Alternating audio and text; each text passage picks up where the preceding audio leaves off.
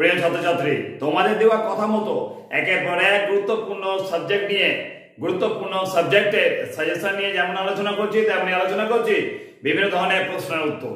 তো তোমাদের বিভিন্ন ধরনের প্রশ্ন উত্তরের যে আলোচনা, সেই আলোচনা পর্বে আজকের অবশ্যই আলোচ্য বিষয় VSC2 গ্র্যাজুয়েশনের সেকেন্ড সেমিস্টারের VSC2 আন্ডারস্ট্যান্ডিং ইন্ডিয়া। তোমাদের বলেছিলাম আন্ডারস্ট্যান্ডিং ইন্ডিয়া থেকে যে গুরুত্বপূর্ণ প্রশ্ন এবং উত্তরগুলোকে তোমাদের করতে হবে সেকেন্ড সেমিস্টার এক্সামের জন্য, তার সমস্ত প্রশ্ন এবং উত্তর নিয়ে অবশ্যই একের পর এক পার্ট বাই পার্ট অবশ্যই আমি তোমাদের সঙ্গে আসবো, তোমাদের সামনে আলোচনা করব, তোমাদের দিয়ে দেবো গুরুত্বপূর্ণ সাজেশন, যে প্রশ্নগুলোকে অবশ্যই তোমাদের সেকেন্ড সেমিস্টার এক্সামের জন্য প্রস্তুত করে রাখতে হবে।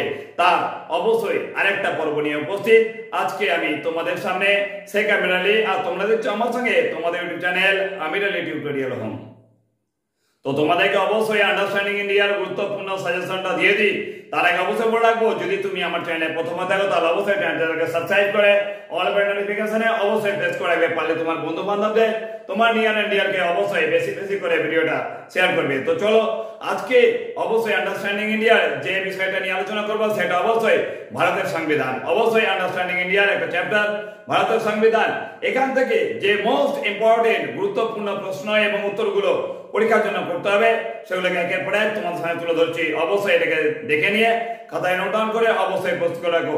তার প্রথমেই দেখতে পাচ্ছ প্রথম যে অংশটা দিয়েছি 1 থেকে 4 নম্বরের প্রশ্নটা রয়েছে। এখানে 2 নম্বর প্রশ্নটা অবশ্যই তোমাদের বলে দেবো, ভারতের সংবিধান কবে থেকে কার্যকর হয় এই নিয়ে অবশ্যই মতভেদ রয়েছে। কেউ বলছে 1950 সালে 26শে নভেম্বর, কেউ বলছে আবার 1950 সালে 26শে জানুয়ারি। আমি অবশ্যই বলে রাখবো 1950 সালের 26শে নভেম্বরটা তোমরা করে রাখো, কারণ কঠোরভাবে বলবৎ হয়েছিল অবশ্যই 1950 খ্রিস্টাব্দের 26শে জানুয়ারি, কিন্তু অবশ্যই প্রথমে বলবৎ হয় 1949 সালের 26শে নভেম্বর। এরপর দেখো দেখতে পাচ্ছ তোমাদের সামনে তুলে ধরেছি আবার 5 থেকে অবশ্যই 8 নম্বরের গুরুত্বপূর্ণ প্রশ্ন, অবশ্যই সেটাকে পজ করে খাতায় লিখে নাও। তারপর দেখতে পাচ্ছ তোমার সামনে 9 নম্বর থেকে অবশ্যই 12 নম্বরের গুরুত্বপূর্ণ প্রশ্ন এবং উত্তর দিয়ে দিয়েছি।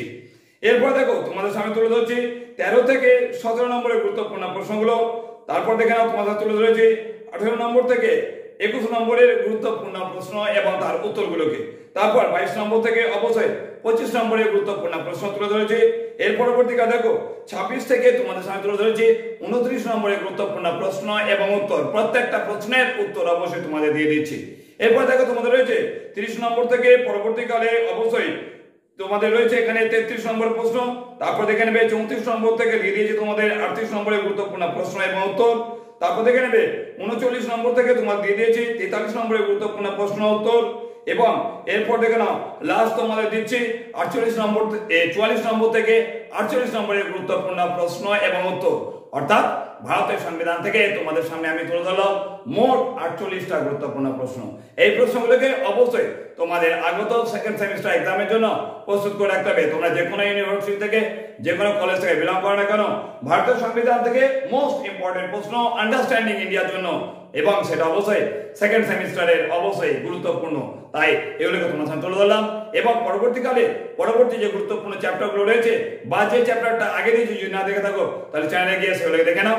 এবং পরবর্তীকালে গুরুত্বপূর্ণ যে চ্যাপ্টারগুলো আছে সেখান থেকে সাজেশন অবশ্যই তোমাদের নিয়ে আসবো। তার জন্য অবশ্যই চ্যানেলটাকে সাবস্ক্রাইব করে অল বেল নোটিফিকেশনে অবশ্যই প্রেস করা গুলো, এবং পারলে অবশ্যই তোমার বন্ধু বান্ধবদের বেশি বেশি করে শেয়ার করো। তো এখনকার এইটুকুই, খুব শীঘ্রই তোমার সঙ্গে দেখা হচ্ছে নেক্সট। অবশ্যই এর পরবর্তীকালে তোমাদের জন্য অবশ্যই নিয়ে আসবো রাষ্ট্রবিজ্ঞান বা ইতিহাসের সেকেন্ড সেমিস্টারের মেজরের গুরুত্বপূর্ণ সেশন। তার জন্য অবশ্যই অপেক্ষা থাকো। এখনকার জন্য টাটা।